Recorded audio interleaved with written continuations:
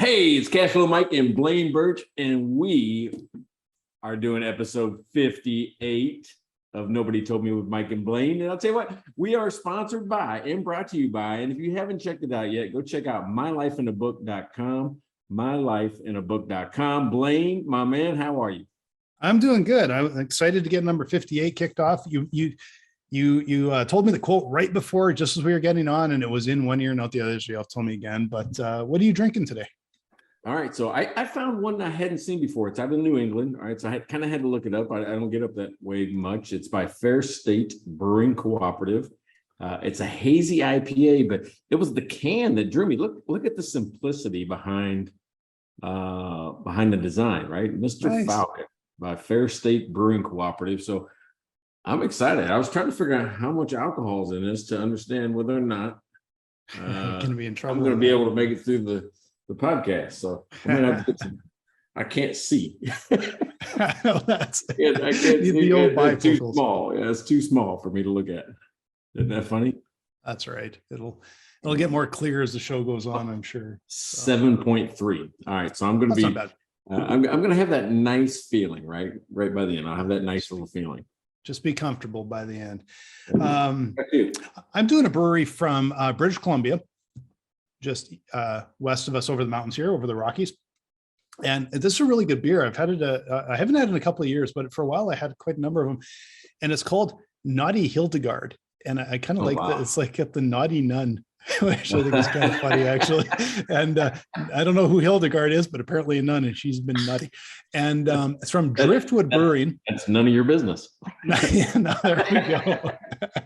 None of the business what she's been up to. Driftwood Brewing, which is a really terrific brewery. They've got they got one with the boat, tugboat. That's what it's called by boat. They got a tugboat IPA that is also terrific. And but this Naughty Hildegard, this is a ESB, an extra special bitter. So it's a English bitter. It looks like this. It's kind of a darker beer. Oh yeah. It's delicious, actually. It's a really nice beer. So I'm glad I found that in the liquor store this week.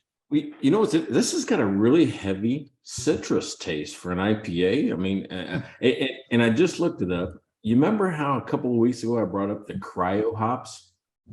Yes. Remember how they freeze them? They're like cryogenically frozen. This is the same ones. Is it? Okay. It's another cryo hop. So okay, that was Hop Valley, I think, that did that, if I remember right. Oh, I think interesting. That's all right. Yeah. So what's interesting is that was an Oregon deal. This is a New England deal, right? So I guess that's kind of getting around.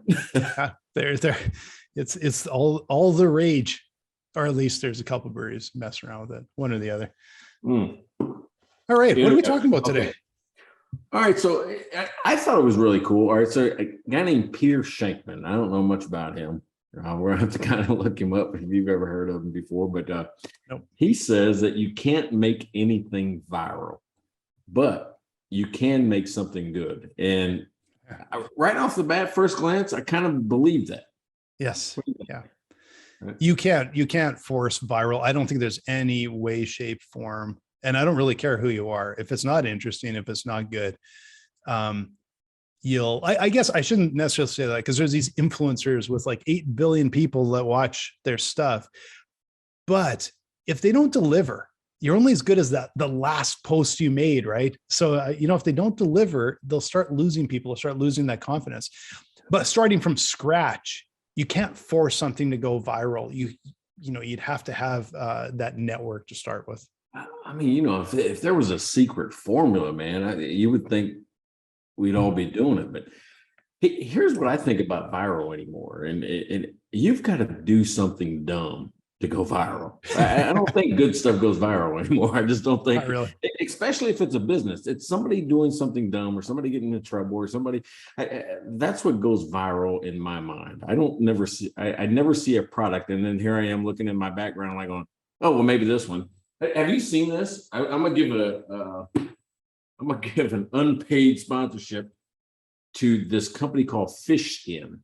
Right? Oh, cool. It's cover, but instead of a cover like the heavy covers for your laptop where the hinges get all out of whack because they're too heavy, this is like a skin, and they take knives and drills, and they can't scratch the thing, and they come in like 70, 80 different designs. So to me, that goes viral. When I see a product like that, people start to share it. Oh my God, I got this thing. And what happened was Courtney was on the college campus and all these kids had it. And she looked up the logo was fish skin is what it's called. So super. So I have to get that. I just said businesses can't go viral, and then I did that. There you go.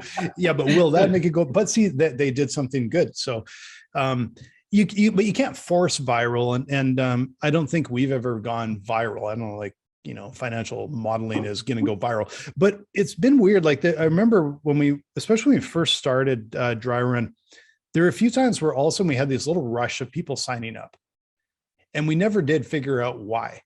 But you just all of a sudden, it's like, oh, there's a bunch of people in Western Europe just signed up for Dry Run all in the same 3-day period. There was some, must have been posted. Some, we would search. We never seemed to really find it. That happened a few times where it was like a big spike, and there was obviously a reason.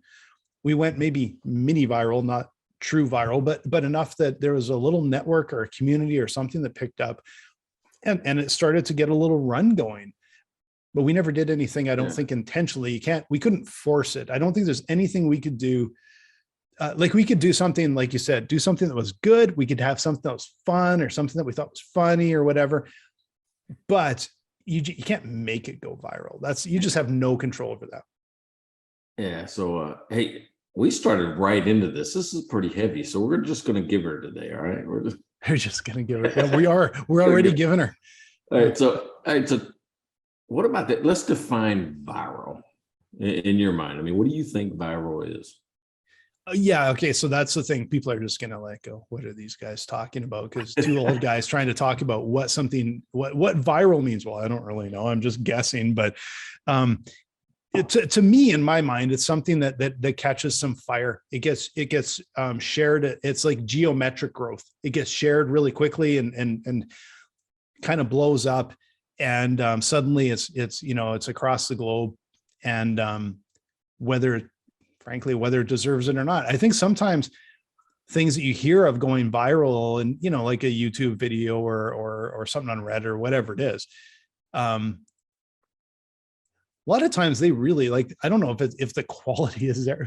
There's some magic there where for some reason it probably has a lot to do with the context and the timing, and just starts getting a run. And I don't even know what the elements are, like what the ingredients are to make something, or to not make something, but the fact that something did go viral. I don't know what those ingredients are.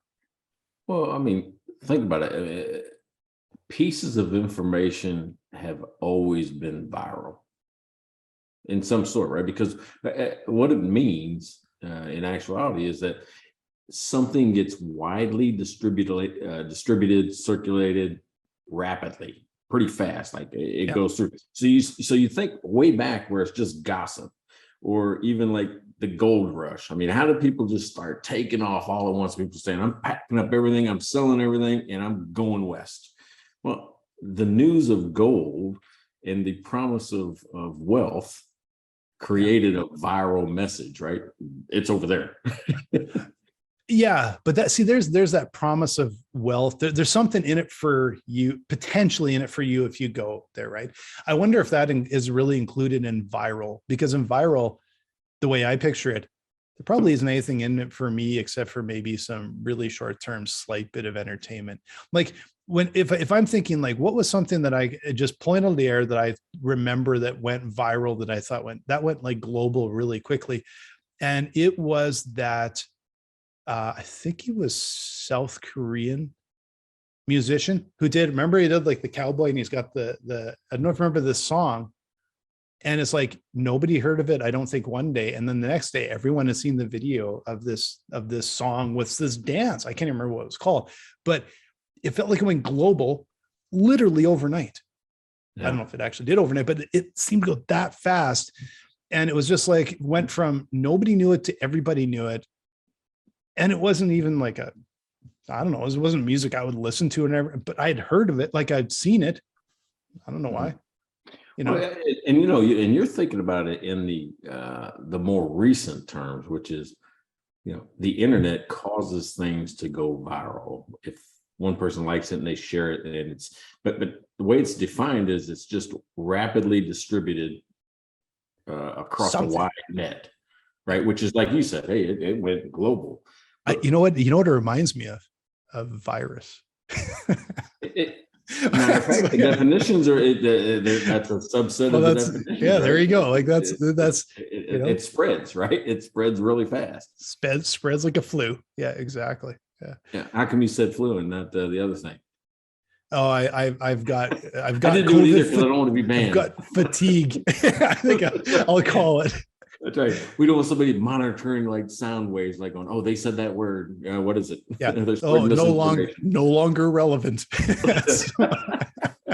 See, I'm going for the new one. What is the new trend? Oh, the flu is the new trend. It's the big one. Flu is bad. Yeah, flu is bad. So, all right, but think about this. Remember in school, like one guy started dating a girl and the word got out. And you remember how fast that went through the class? Like, oh, Blaine and Tammy are dating, and I think that's a microcosm, maybe a hyper local version of going viral. I don't know a Tammy, by the way. Just full disclosure, Heather, if you're listening, I don't know a Tammy. Mike made that up. I definitely made it up. I mean, no, but I do remember like school, how quickly, and because you and I went to school before there was anything, like there were corded phones and VCRs were new. And yet word got around quickly about anything. And I don't know. And you kind of wonder how, but like it could get around to school, like word of, a fight after school, like it would go through the school. Like, yeah. And that's part of the virality is it never quite lived up till the hype. It was a huge hype. Right. Be a big fight after school. Then you go, it's like, it was kind of dull. There's not much going on there. But think about it even then. Clothing, stuff, music, it spread the same way. It just didn't go maybe outside of the school or outside of the town as quickly. It got outside the town, but in some cases, but not as quickly. And I wonder if that's why growing up, we never heard of the term viral for any sort of trend or anything. Because the only trend I can think of as a kid that like seemed to suddenly come out of nowhere and get really big, really fast were those remember those windbreaker jackets that you could fold into a little thing and wear it around your waist on a belt, and then you could pull it out and you'd have this windbreaker. Everyone had one of those, and they're like now it'd be like, well, who thought that was a good idea? But everybody had one suddenly, right? What's making a comeback right now? Fanny packs. I don't know how many people. I had one back in the 80s. Yeah. And then we made fun of people with them, and then now they're hip again, right? I'm seeing all these people with fanny packs. My wife has one, but refuses to call it a fanny pack, and she wears when we go biking so she can have her phone and stuff. And I make fun of her for it. So, what did she call it? If not a fanny pack, I don't even know if she has a name for it. Her thing is like, yeah, you're referring to a fanny pack. Like, let's call a spade a spade. But I guess they're cool again. So like, what the hell do I know? And probably would be handy. Okay, so what we're talking about though is that the second part of the quote was you can't make anything go viral, right? You have no control over that. Just people go, yeah. Oh shit, that's cool. When they tell somebody else, or oh my God, there's like a shock value, and I just got to show somebody else, like, look at this, right? But the second part of the quote is you can make something good, which has some viral qualities to it, right? Because like fish skin, I don't think it is viral, but I told you about it because it's good. Because it's good, yeah. And brands try this all the time. And especially like early on when you see things go viral, they would try anything. And I think they thought if they threw enough money at it, they could make it go viral. It's like, no, you're just paying for views, but that's not viral. I think they probably learned that lesson the hard way, that it's just got to be really good. And then it might take off, even if it's from a brand. I'm just thinking of like the Super Bowl commercials. Every year, a bunch of companies put millions upon millions of dollars into commercials, and most of them, no one cares about, notices, remembers any of them. But once every, I think it's literally once every few years. I don't even think it's every year, but every few years, suddenly there'll be like one commercial that everyone's got to see, and they share it and they talk about it. And all the companies are trying to do it. They're all attempting it. They're spending millions.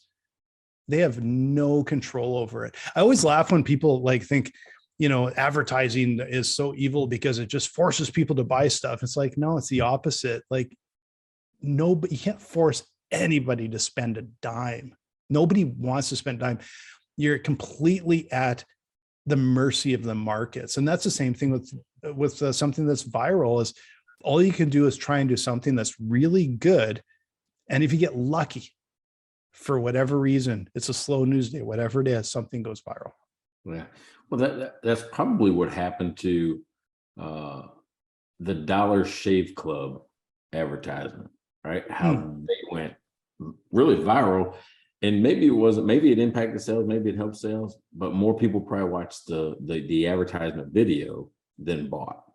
Because I don't know if you remember, but and I've tried to talk to people about creating advertisements and recapturing that theme, that feel, which is like him going through the production process, the manufacturing process for his razors.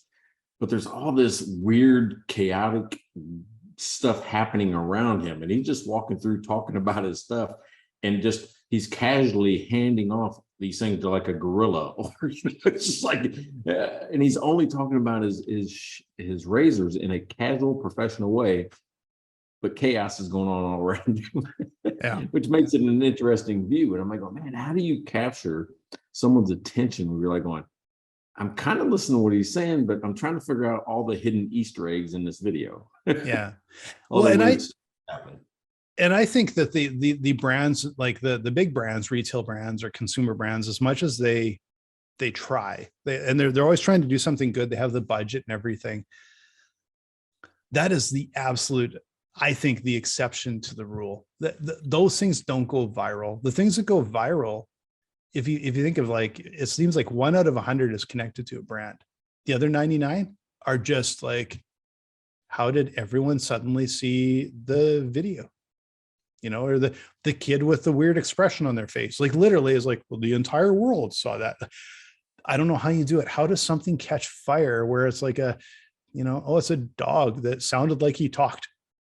Yeah. Everybody's seen it. You probably know what I'm talking about. There's one that's a German Shepherd, sounds like he talked, right? I think there has to be, something, in that case, there has to be nothing going on in the news that day that, gets people's attention. But or do people just want to avoid the news? Because honestly, like, that could be too. That's the other side of it, is like, okay, I have had enough of the bullshit news. That just give me something that is not, like depressing, the world's coming to an end. So, well, here you go. Here's a talking parrot that's funny, right? Yeah, but I think most of the time there's something that's relevant to an immediate circumstance or situation, right? Because most of the stuff starts on, say, Twitter, and maybe it's TikTok now, maybe it's Instagram, but we'll say Twitter. That I saw something happen, and that's the way I look at Twitter, is it's immediate news. Something happened right now, and somebody takes a video of what their dog did right now, and other people go, oh shit, that's funny. And they share it real fast. And they share it. Exactly. Share. Yeah. But like, I'm just trying to think of some of the things that really felt like it caught fire. The AI, there was one, I can't even remember what it's called, because it was like it seemed like the biggest thing for 2 days. And then I can't even remember what it's called. And it was only like 2 weeks ago, but it was that AI drawing. I don't know if you saw that one where you tell it to draw something and it draws something. I did that. Yeah. I did that. It's super like creepy. What was that called? A crystal or crayon? Yeah, I can't remember what it's called. But for about 2 days, everybody knew what this was, what the name of it was. And, like on our Slack channel, like our team was drawing half the bloody day, weird stuff. And then now I can't even remember the name of the site. So that is weird. I did it. And I was trying to think, how can I actually get that photo, like on that wall, or But yeah, it was really creepy how it was able to do that. Yeah, Yeah. it was weird, and it like just that stuff will get better, and then it'll probably get less interesting because it'll actually draw stuff better than it does now. It's crayon, right? Crayon, that's what it's called. That's what it is. Crayon. I was like, oh, it says crystal or crayon, but crayon is spelled CRAIYON. And what you do is you go in and you put in all these texts. Like I want my photo on a horse in Salvador Dali surrealism style. Yeah, exactly. Like create something, the weirdest stuff that's out there. And just draws creepy stuff. And it was the biggest thing for like it felt like a day. I think these are things are shortening now. Like it's just like in and out and it's gone. And like, oh, I can't even remember what it was. And it's not like it was a year ago. It was like, I don't remember, like a month ago, 2 weeks. I don't remember, a few weeks ago. Yeah, that was probably a month ago that I saw that. It came through somewhere, and I'm like, well, that'd be interesting. Let me go see. Yeah, I don't think anybody's gonna buy it though. Well, and maybe that's what, like, somehow that went viral. They had no control over it. I don't know if it's particularly good right now. So that's probably why it had no lasting effect. It just sort of phased out so quick, right? You know how they monetized it? Ads. Oh, like, think about it. We'll go there and use it and just kind of play around with the thing, but you're getting shown ads the whole time. Yeah. Now, okay, the other one, they're not even trying to sell it. They're just like going to use it, and they're selling the ad. The other one that I gotta point out, because there are millions upon millions of games available on digital networks or whatever. How did Wordle become a phenomenon, like an international phenomenon, over in like a week? And it's like these guys built the world's most simplest game and then sold it to the New York Times, and it's still running. It's still going. They're still doing a lot with it. And it's a simple little game. Courtney does it every day. Yeah. Every single day. I mean, I gave up on it. I did it for like a month, maybe a month and a half. And I kind of gave up on it because I'm like, but I still do it every day because Heather says, have you done the Wordle yet? She's usually wants a hint. So I got to go and figure it out. Like, okay, let's try to figure this out. But I'm not very good at it. Courtney kept accusing me of cheating because I get it in like 3, and she goes, "You're cheating." So there's only so many things you can do with a C. Well, and this thing is so funny because it's become such a phenomenon instantly, and people still. So now there's articles written on what is the best word to use to start Wordle. It is. It's like it's about as sophisticated as X's and O's.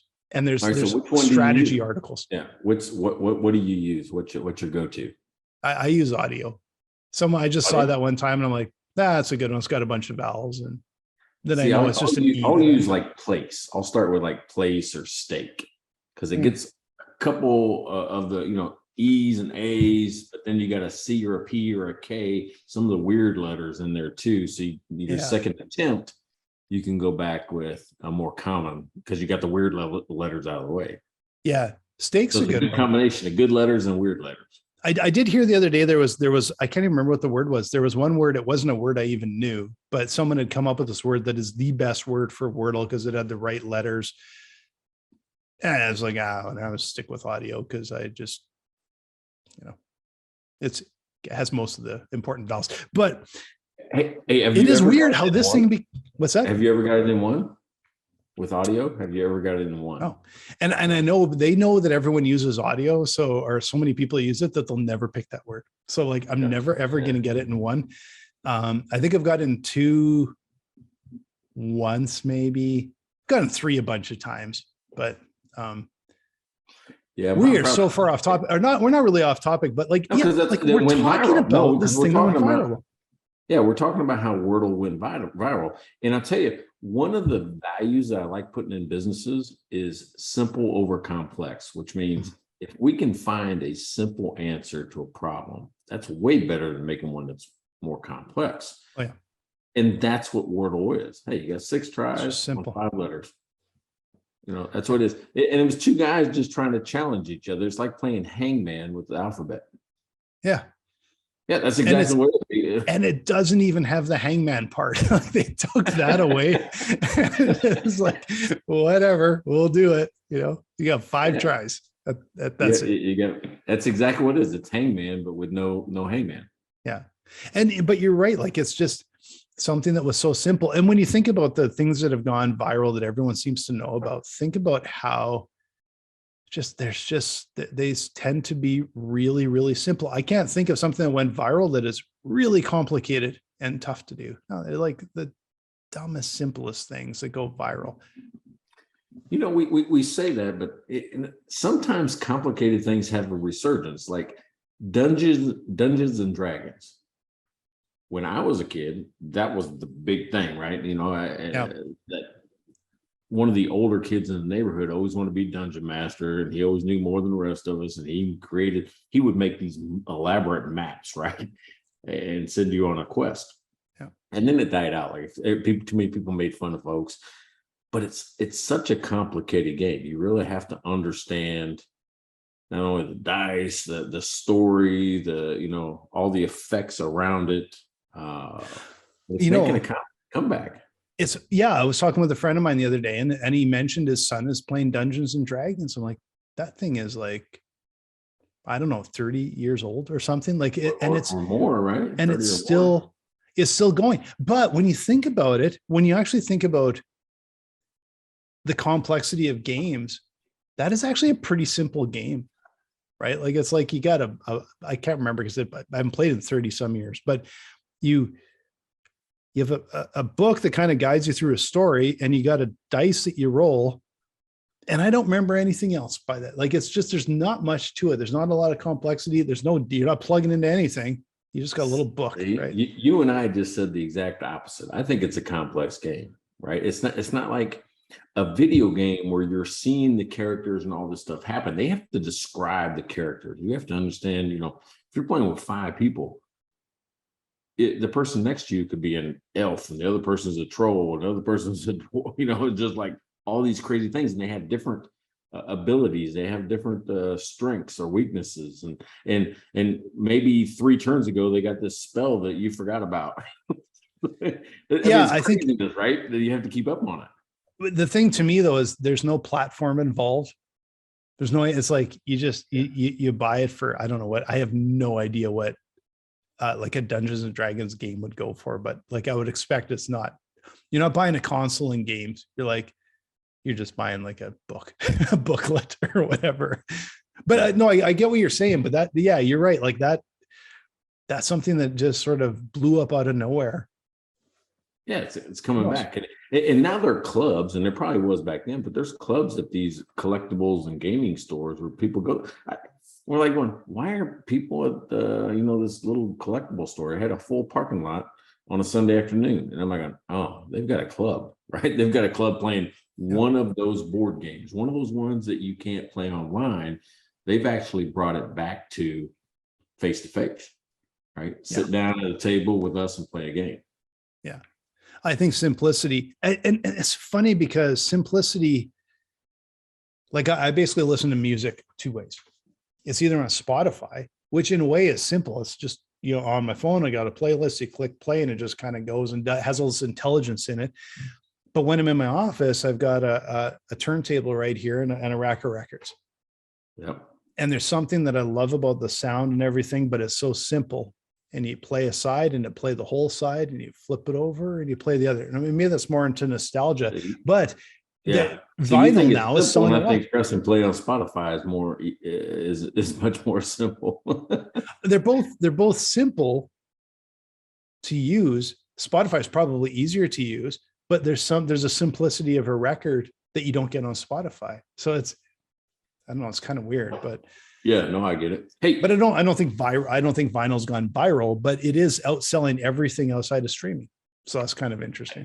I think it's hipsters movement of let's go back to vinyl because it's kind of cool, right? It is kind of cool.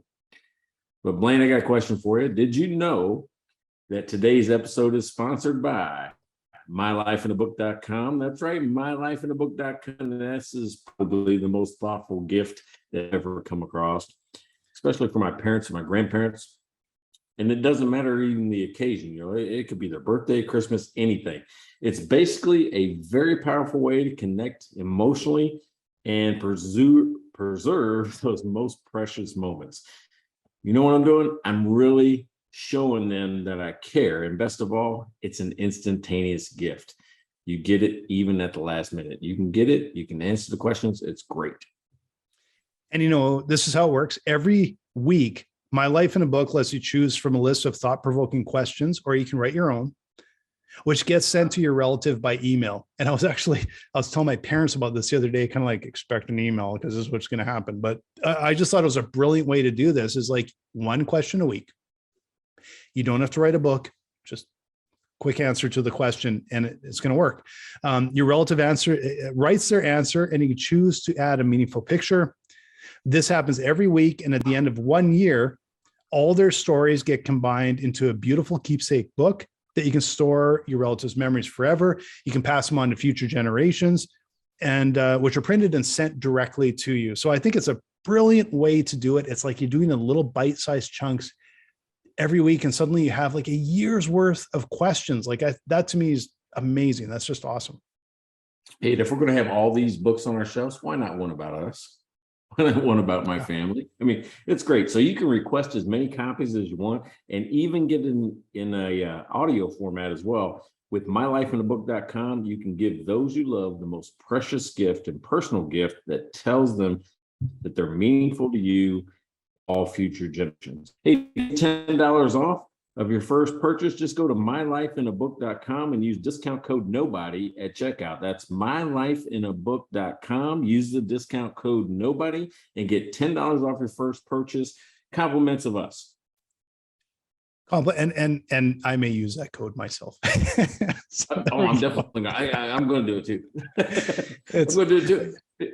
You know what's funny is that Courtney put together a book using one of those, I'll call it Vistaprint or something. It wasn't Vistaprint, but there's a book company. She took all the pictures from a year, so there's not a lot of words in it. But it was like the first year we dated, she took all of our pictures and created a book and had it bound. It's a hardbound book, and that was like 2019. Yeah, nice. This is an extension of that. It actually adds content.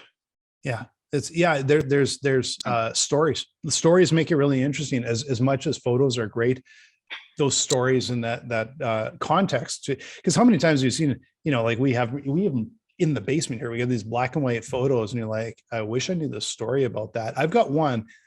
There's a black and white it's black and white picture. There's a biplane or maybe a single, but it's a prop plane upside down, crashed in a field with my grandma sitting on the wing. Really? Like, curious more, I'd like to hear a little more about that story. Like, that's right. More information, please. Like, there's got to be a great story. I know the thin part of the story. There's got to be a much more interesting story than what I know about that. So, mylifeinabook.com, just really a cool gift, a cool way to build up that family history. But it's also a simple, straightforward, and we're just talking about this, a simple, straightforward way that to be able to do that, right? Let's make it go viral. They're good, so they could go viral because it's good, right? Now, Peter Shankman says that you can't make things go viral. You can just make them good. I was just joking, but you can make what they've made is good. It should go viral. I think so, right? Wouldn't it be cool if we were one of the first places they advertised and they blew up? Yeah, that would be became something. Yeah, that'd be amazing. That would be really cool. Now, the most likely thing in our store. So if you guys go to mikeandblaine.com, you can buy some beer, you can buy some merch. You're wearing the t-shirt that everyone makes the most comments about. And I would argue that is not good. It's the opposite of good. But that's probably the most likely one that could go viral out of anything, right? It is the one. All right. First of all,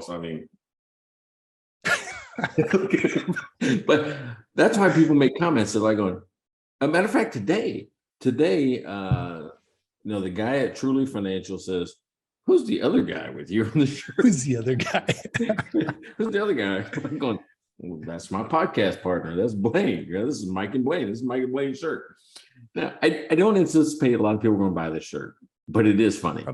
But it is They a don't- funny, And they don't have to buy the shirt. You know what they can buy? The stickers. Buy a roll of stickers and you can throw those everywhere. We do have some good shirts though. We got the Just Giving Her. We got a Buy Us a Beer shirt. There's some really good stuff on there. So we're sidetracked. We're trying to force things to go viral, and it's not going to happen. We better do something good first and see if that'll help.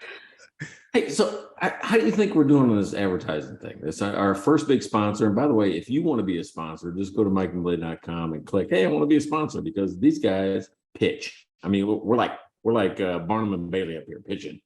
We are going. We're Just Giving Her, but this is not helping our pitch. I think is we have to move it up further in the show before we've had it's like, oh, we got through a pint. Let's do our sponsor, as we try and read our sponsor thing. So that might be that might lower the quality a little bit, or maybe it makes it better. Maybe it make it go viral. So, all right. So in general, I think. All right, let me ask you this. Are there more viral things because something bad happens or dumb happens, or are there more viral things because something good happens or the product's great? In your opinion? Man, I have a real trouble answering that because so many things that go viral seem to be like neutral. It's like I don't feel like they contribute a lot to the world, but I don't think they really detract a lot from the world. Like, how many things go viral are just kind of, they're just kind of light, maybe a little odd, kind of funny, but not even really funny, not even really good. A lot of times they're just, I don't know. How does something go viral? Like, it's bizarre. I can't, here's the problem with viral. I can't really remember the last one that I thought was viral. I can't remember. Yeah. And the thing is, it's interesting because you don't know, like out of all the things you'll see online and on YouTube and everything else, like I might see something and go, oh, that's kind of funny. And then the only way something's gone viral is when you find out everybody else has seen the same video. Like everybody else, have you seen the giraffe that sticks his tongue out and has the weird hair? Like everybody's seen the giraffe, right? Like, and you find, well, or maybe that one isn't, maybe it didn't go viral. Maybe I just thought it was hilarious, right? Like, the only way it goes viral is if it gets posted, somebody tells you about it, or you're talking about it, you find out how come everybody has heard of that video or seen it. Like there's no listing. I don't think there's no ranking. I don't think that would say, yeah, everyone's seen something. Well, here's where I know I'm terrible at social media. Any random post I gets a handful of engagement, maybe a couple comments, maybe a few likes. My most popular post is not even mine. It's Facebook telling people it's my birthday. I get more engagement on them telling people it's my birthday than anything else. So I'm like going, I have no idea how to get people's attention. They do. They say, oh, just tell people it's your birthday. I don't tell them it's my birthday. They do. So I'm like going, I get more people. And even then, it's 100, 150, somewhere in there. Yeah. But that shows how tough it is to go viral because like the Facebook algorithm, if you post something, it's not even going to show it to all your friends. It'll show it to some. And it's and you have like 1 second to show it. But with the birthday, they have the control to say, hey, notification, it's your birthday. And so at least your friends kind of find out, okay, it's your birthday. So when you think about it that way, you got to wonder, how does something go viral? Because you see it on YouTube all the time. You'll see these ones like, how did that get like 12 million views? Like, how did it get that momentum going? I have no idea. Like, it's never earth shattering, never really tells you a whole lot. Something that in I think especially in social media, there's winners and losers, and the winner posts are just like a fraction of a percent, and then there's the rest. It's that's just how it is. Well, I mean, all right, so I read it on the news or saw it somewhere where Mark Zuckerberg was on Joe Rogan's podcast, and he basically said, hey, listen, I mean, we do limit and throttle people's posts, but it's based on more of a demerit system, which is, oh, you said these other things that were not true. So we give you like little check marks, like going, you're bad here, you're bad here, you're bad here. And the more bad check marks you get, they'll limit you or ban you, right? Or put you on some type of what they call Facebook jail. Yeah. But they say there's a third party verifying some of the truth and those type of things. But here's what I'm thinking is, how hard is it to cut through the noise, especially if you have a couple demerits? Right? Well, and there's so that's interesting because and I didn't know that, but I also know that not everything you post gets seen by everybody, like in your list, because, and I think it's I don't think he probably hasn't said this, but they're throttling it back because they can't load the feed up too fast for somebody. And the more people you're connected to, like on LinkedIn, I don't know how many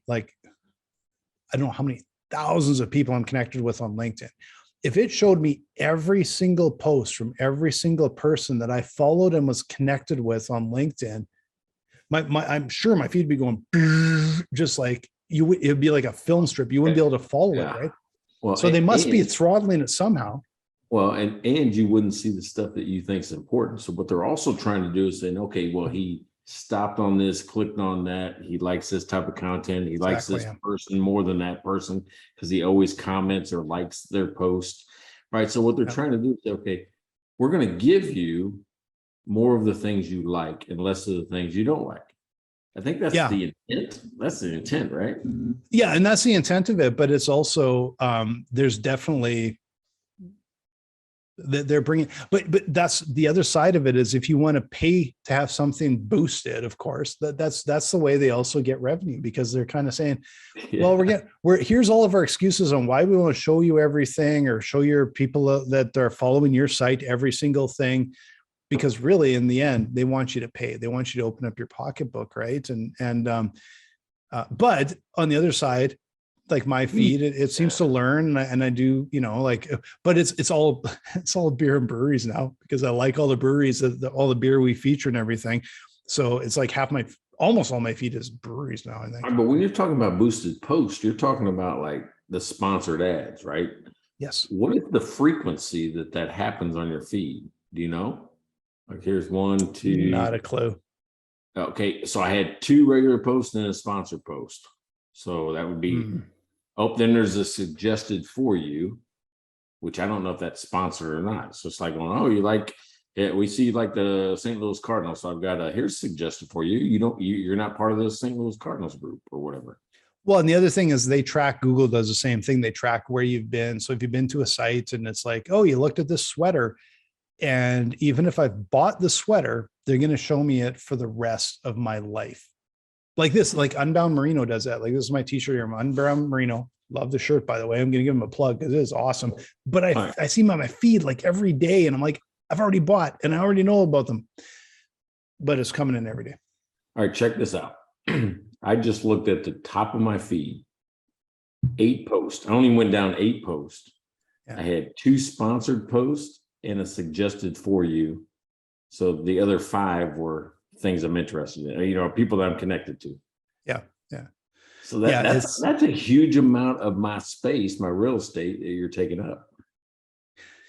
Yeah, it is. Except that I'll be honest with you, those are usually the ones that kind of like some cool e-bike or a brewery or something. I kind of like seeing those. So it's, I don't mind that either. But it's like you said, if I just bought, or I just talked about in my house, because you can't say things too loud. Alexa will tell Facebook what to show you.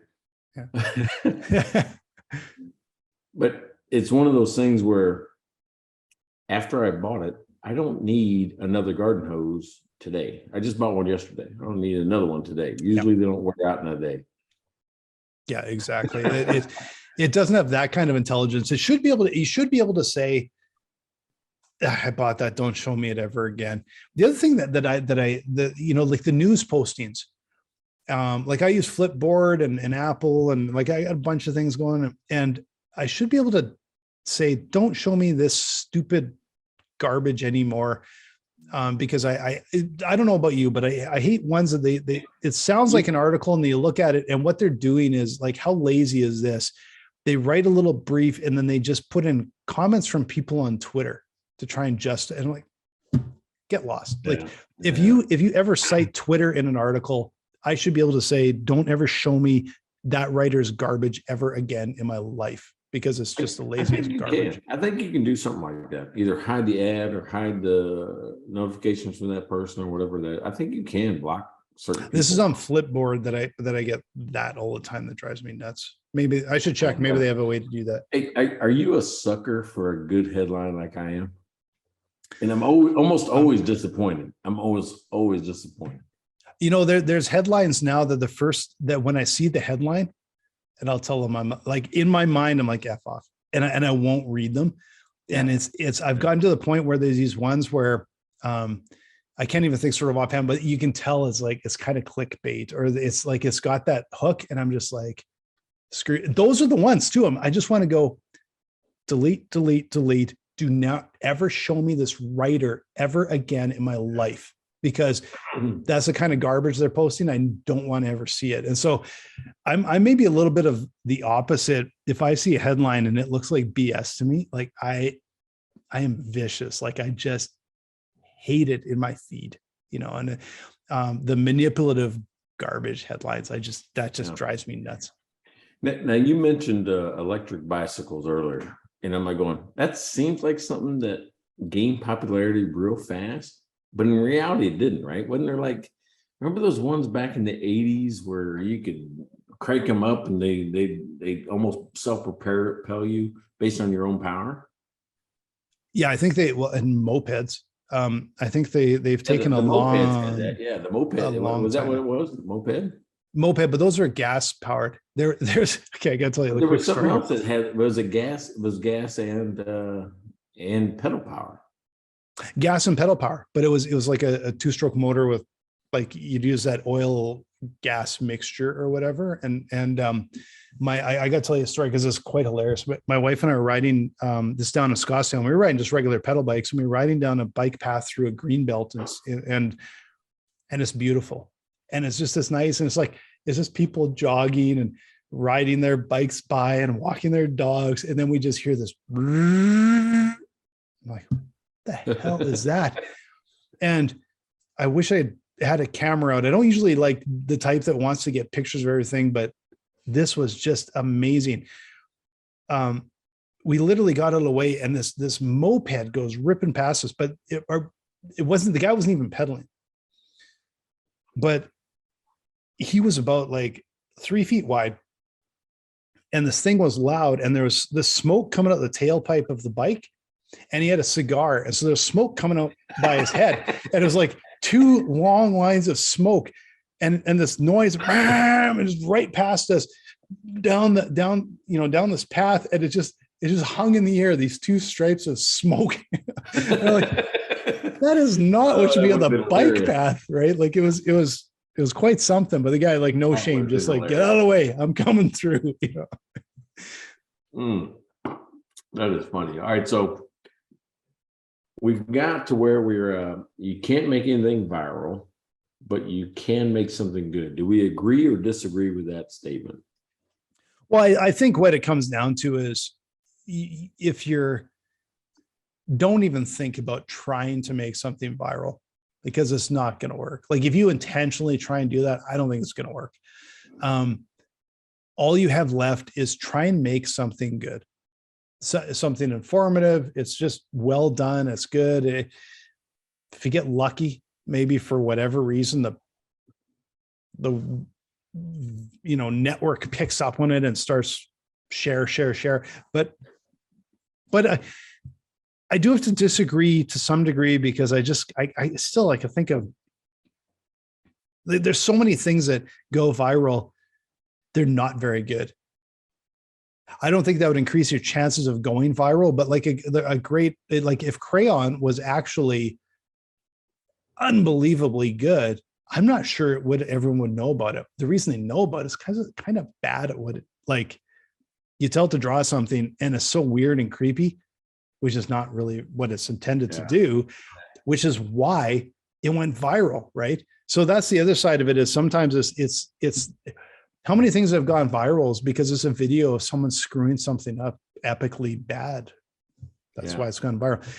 So I don't think you could force that, but I'm not sure being good will ever make you go viral. So if you're doing it for a business purpose, I don't even think you try. You just be good and just build the hard way. Well, and here's the thing, right? Because I've actually, fallen prey to a couple of folks just through, like, it's only like $4 or something like that. Like, hey, steal my cheat sheet on this, or get my swipe file on that. And it's great marketing, terrible content. Just like going, oh man, this is why did I do that? That was just absolutely dumb. And I've taken the opposite approach, right? And what's happening now is I'm starting to figure this marketing thing out too, right?